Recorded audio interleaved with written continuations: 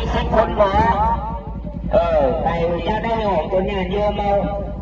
ท่านเป็นเจ้าอะไรนะที่เราได้เจ้าท่านเจ้าอะไรเจ้าสุภเลี้ยงได้เจ้าเด้อบาทอะไรมาเป็นตัวเดินใจได้เจ้าเด้อไม่รู้เลยได้เจ้าเป็นเจ้าบ้านแต่เจ้าอยู่กลางพลังแบบนี้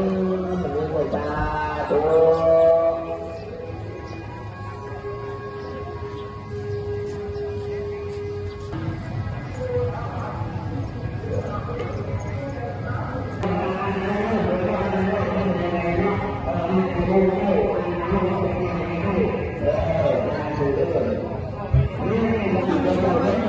กูมาให้มาที่นี่คือ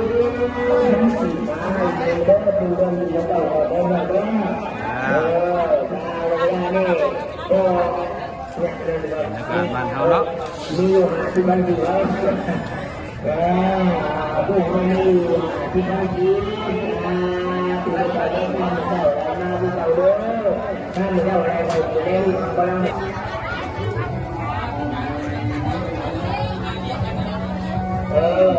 มันมีมันมีมันมีจ้ามันกินก็จ้า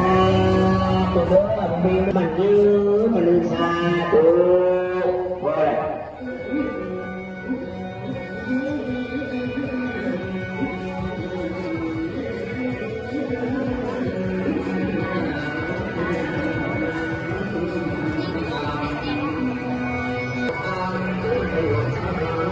นี่